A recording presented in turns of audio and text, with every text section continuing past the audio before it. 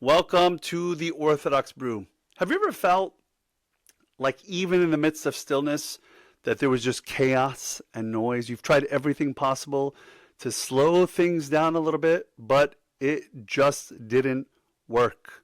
Today we're going to be speaking about the importance, the absolute necessity for us to slow down, to be still with God, and to hear His voice. And I think this topic is ever more important and necessary to speak about today because we live at a time where the world is moving a million miles a minute. We have so many things coming at us all the time, all these responsibilities, tasks, to-dos, jobs, etc. Like we have so much coming at us, and yet we rarely find time alone. We don't prioritize it, at least, to be still and be alone with God. Today, I'm going to be sipping on my cup of herbal tea, or as some of you pronounce it, herbal tea. And we're going to just slow down and talk about the necessity and the importance of finding stillness in the midst of a noisy world today.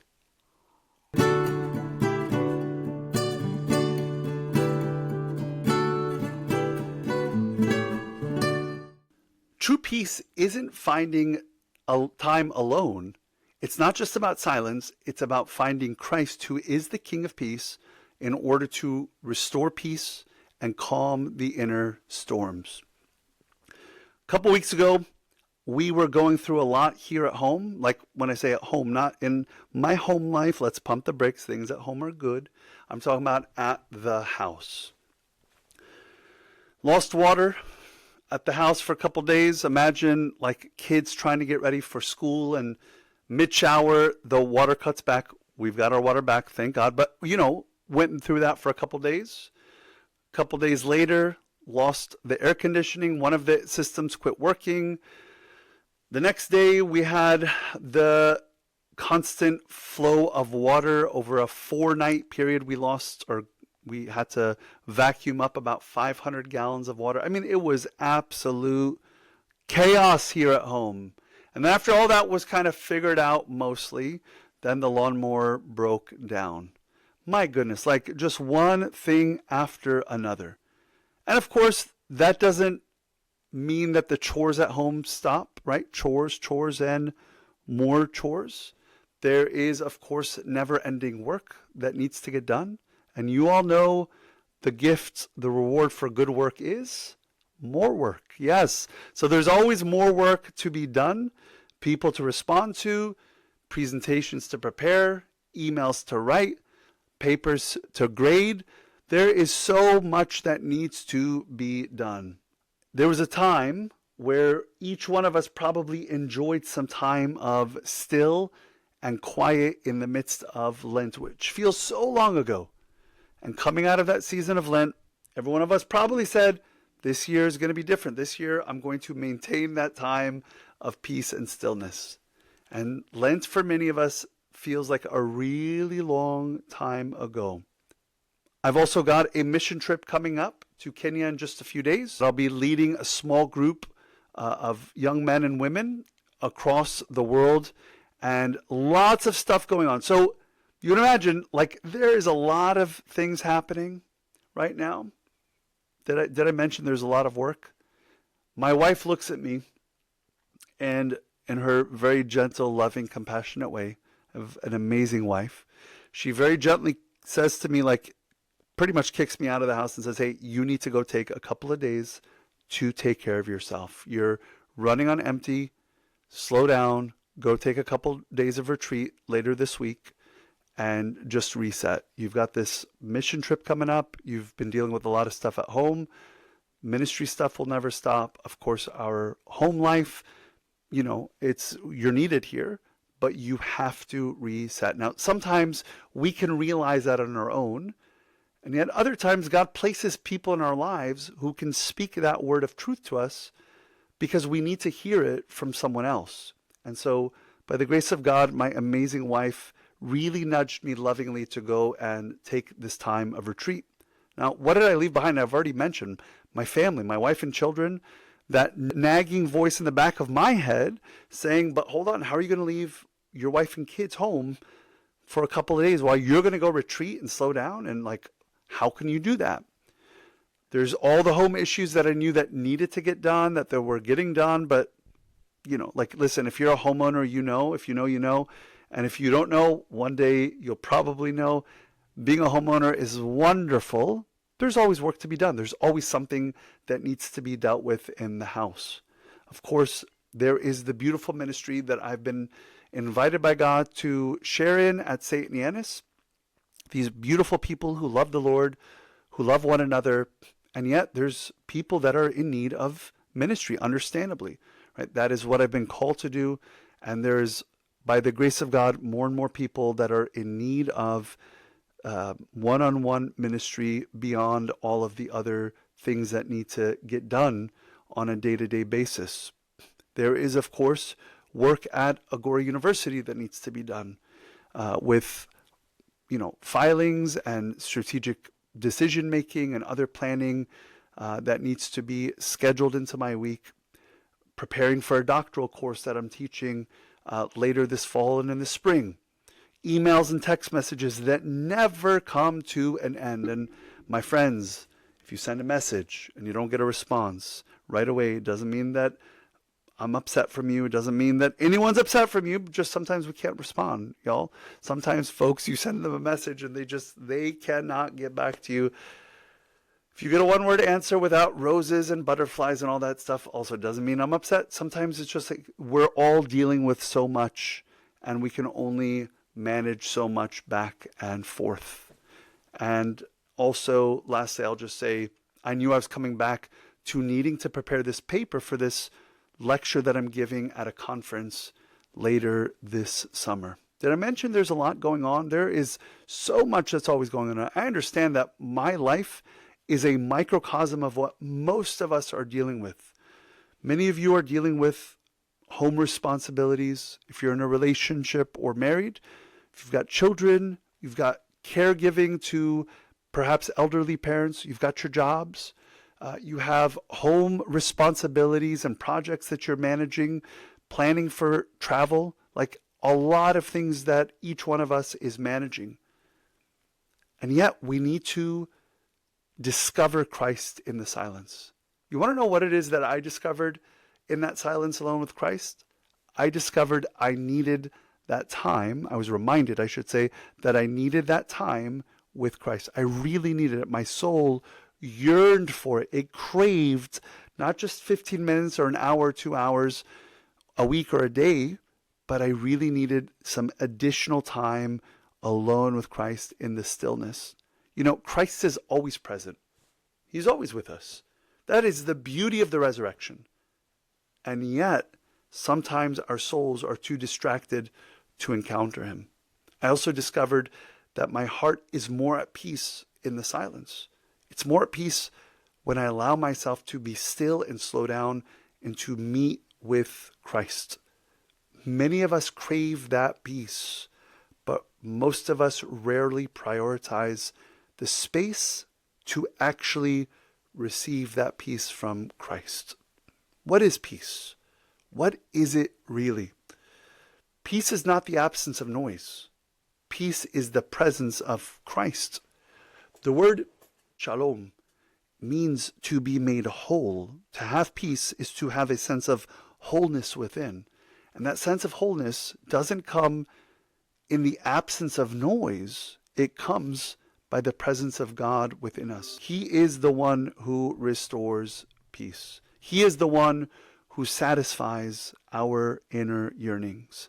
John chapter 14, verse 27 tells us, "Peace I leave with you, my peace I give to you. Not as the world gives, do I give to you. Let not your hearts be troubled, neither let it be afraid." See, our hearts are oftentimes toiling and chasing and not at peace because they're always craving something around them, not realizing that it's actually the inner stillness where they can encounter Christ. That is what they are really in need of. And so if we're really seeking that sense of peace with the Lord in the midst of this noisiness, we have to cultivate it. It's not something that we will just stumble into. St. Isaac the Syrian once said, "The highest form of prayer is to stand silently in awe before God." You see, Sometimes what we just need to do is not speak words. We don't need to be in constant movement. We just need to stand and gaze at the King of Peace himself. That highest form of prayer restores the sense of peace within us because we gaze upon the King of Glory himself. We need retreat. We need it. We crave it. We desire it. Our souls yearn for retreat. What exactly do I mean by retreat? The Latin word for retreat literally means to draw or pull back.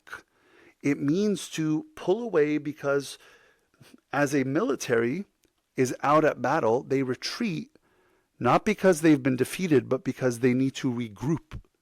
They need to tend to their wounded. They need to fortify their defenses, and they need to strategize their next steps.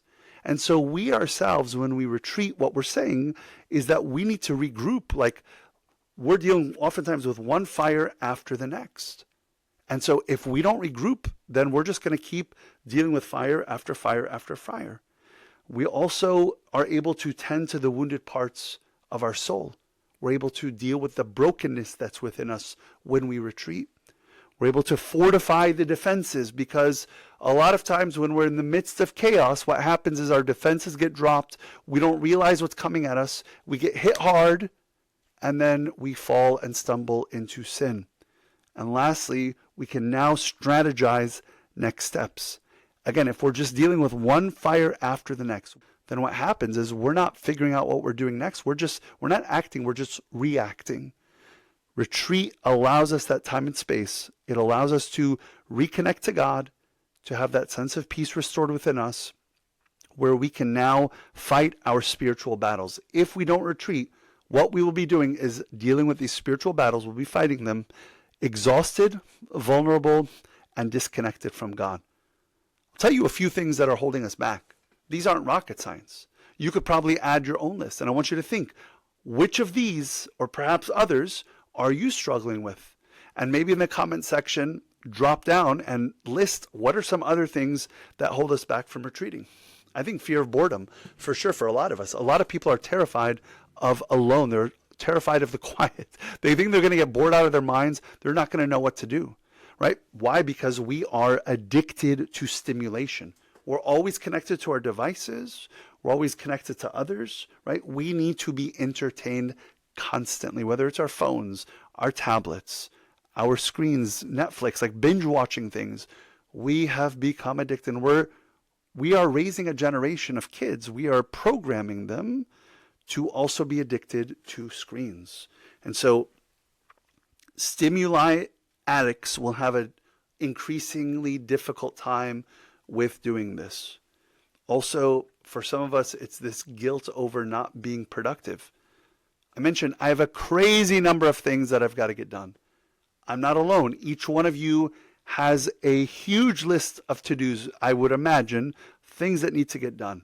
And so sometimes we look and say, how am I going to justify stepping back for a couple of days or for a day or even for half a day and just retreating to be alone with God? I think the last thing that I'll mention is that for some of us, we're really uncomfortable with the version of ourselves that we will be confronted by when we are alone with God, with our thoughts, with ourselves. And as 2 Corinthians 3:18 describes, that we're looking into this mirror that is Christ. And when we're confronted by that image, sometimes we don't like what we see.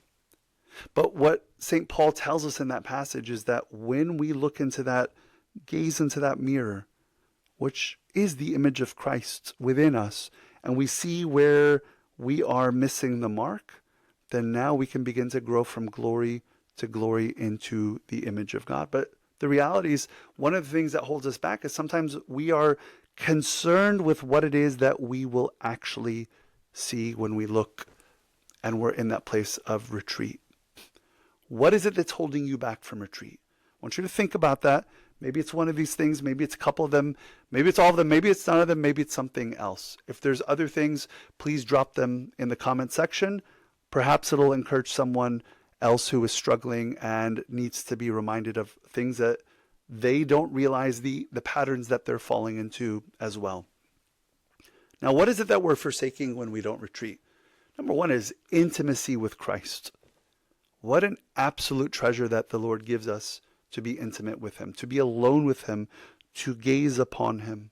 One of my favorite passages in Scripture is in Exodus chapter 33, verse 11, and it describes when Moses entered into the tabernacle of meeting, which was his own tent. And it was in that place that he looks and speaks to God face to face as a man speaks to his friend. Think about the intimacy that's there, that treasure that God gives us to draw close to him and to have intimacy and alone time with him. It's wonderful to gather communally. We absolutely need to do it. Even the desert fathers, the monastics, they would go away, they would retreat into the wilderness, and once a week they would come back and they would gather together with their brothers, the monks. They would share in the Eucharist, and then they would withdraw once again till the next week. And so for those who are monastics, who crave that alone time, they never forsook the assembly together of the believers. And yet we sometimes prioritize that assembly of believers, but forsake the alone time that we take with Christ. And so we may be experiencing time of worship, but intimacy with Christ is something that we really can best experience when we are alone and still with him and ourselves alone. As a result of that, what we oftentimes lack is clarity of thought. We're just dealing with chaos. And so this sense of spiritual sobriety, of self-awareness, of true self-awareness that we can only get when God gives us his eyes and his vision and his grace and his spirit, is oftentimes missed by us. And of course, with all of this, what we may be forsaking is hearing the very voice of God. You see, Christ, he sanctifies that alone time. He sanctifies that time that we can withdraw and take a holy pause to be with him. In the Gospel of Mark chapter 6, he sees his disciples. They've had a long day. They've been journeying. They're about to feed the multitudes. So he says, Christ knows all things. He sees that they're about to have to serve and pour themselves out.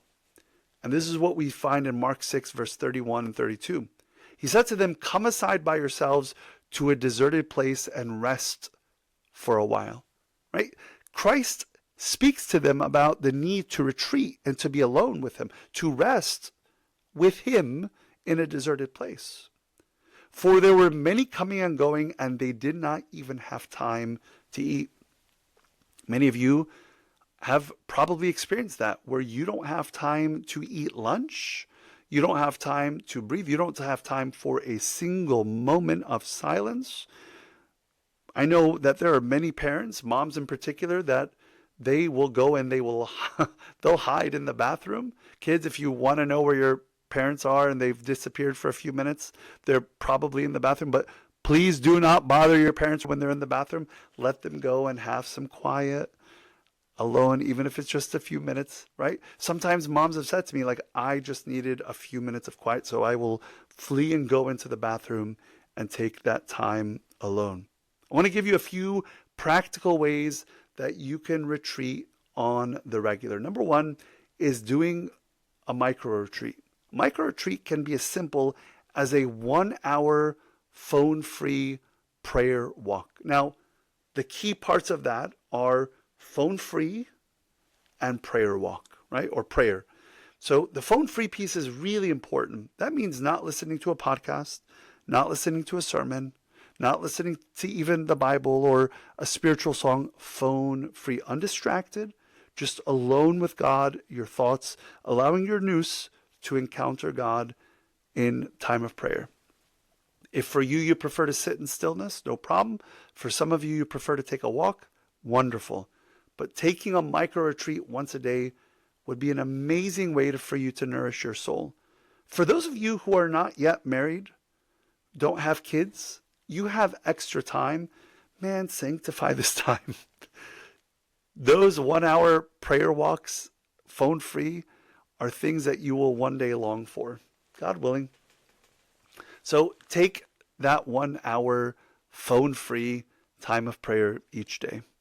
Second thing you could do to retreat regularly is build into your weekly rhythm a morning or an evening in solitude. So you might do like 1 hour a day, or you might say, you know what? I'm going to build in one morning a week, maybe a Saturday morning or a Friday evening or Sunday evening, where I'm going to take a few hours and just retreat by myself. Maybe you want to do both of these things, no problem. But you could try different things and see what works. But a morning or an evening of solitude. A third thing you can do is silent morning. I know some people that like to wake up Sunday mornings. They will not talk to anyone. They will take alone time, quiet time before they go to church. The first words that they will speak is when they walk into church and they speak with Christ. Just as we fast in the morning, Sunday mornings, we don't eat anything, we don't drink anything, even water, right? The first words that we can offer onto Christ in the morning is a gift that we can offer to him. So if you're able to take a silent morning before Sunday liturgy, or another morning where you take an hour or two in the morning of just silence, maybe that's another way that you can do that. Now, if you live with other people, this might be challenging, especially if you live with little ones or you don't communicate this well with your spouse. If you're married, then that can also be a challenge. The fourth one, I think, would be a wonderful stretch goal, a technology Sabbath. Now, Orthodox Jewish people will take their Sabbath from Friday sundown to Saturday sundown. Call it about 24 or 25 hours. Now, for the Orthodox Jews, what I know that they will do, many of them, they have this thing called a cell phone sleeping bag, where they will slip their phone into this sleeping bag and put it in the desk, and they will not touch it or look at it for that 25-ish hours. Imagine what that would do for you and me if we could disconnect from our phones for a certain number of hours. If you could do a whole day, wonderful.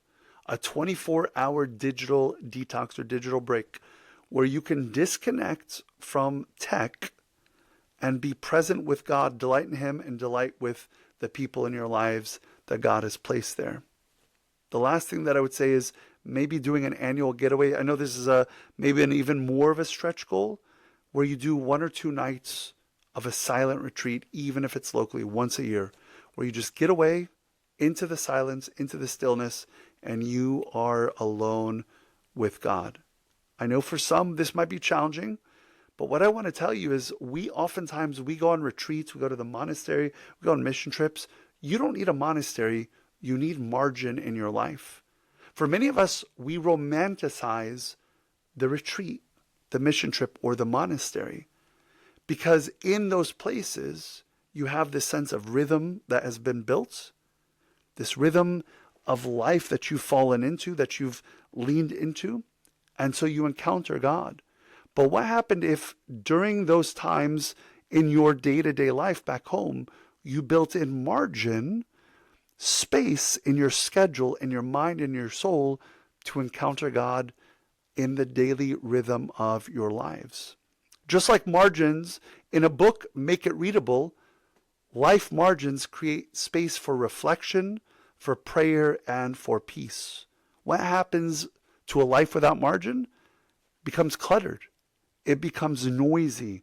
It becomes reactive, and it becomes chaotic. So withdraw to desolate places often, just as our Lord Jesus Christ did. If he desired, if he craved it, how much more should we? Now, it would be wrong, I would think, to say that Christ needed this. Christ was in need of nothing, right? Christ didn't go because he needed that time of fellowship. He went because he craved, he desired that time of fellowship with the Father and with the Spirit.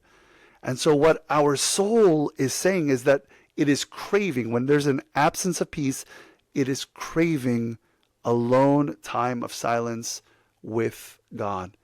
Nourish yourself with that gift of silence, just you and God. When was the last time you truly retreated with God? When was the last time you were intentional to be alone, just you and the Lord. I want to invite you, plan a holy pause this week. Even if it's just 30 minutes, if it's an hour, 2 hours, plan a time where you can dedicate this week that you're going to take a holy pause. You're going to stop what you're doing for a period of time and just be alone with God. During that time, you can journal. You can read scripture and meditate on it. Journal it in during your time of retreat, and just take it as an opportunity to encounter the Lord. Know this, if your soul is distracted, you have to draw it back within yourself and quietly restore it to a place of peace. That's something that we will only be able to find as we draw away from the world and rest with Christ. Take time of retreat this week to restore that time of peace with the Lord. And as you encounter him, build that into your rhythm of life. If this episode was helpful for you, I want to encourage you to do 3 things. Number 1 is down below, message or comments one way that you're planning to retreat this week. Maybe it will help me, or maybe it'll help others to think about ways that they could retreat in order to encounter Christ. Number 2 is, if you know someone who is on the verge of burnout and could benefit from this message and encourage them to take their own holy pause, share this episode with them. Number 3 is subscribe and follow for other upcoming episodes, either on rhythms of renewal or other topics that we will be discussing here at the Orthodox Brew. I want to thank you for tuning in to the Orthodox Brew, steeped in faith, stirred with purpose. God bless.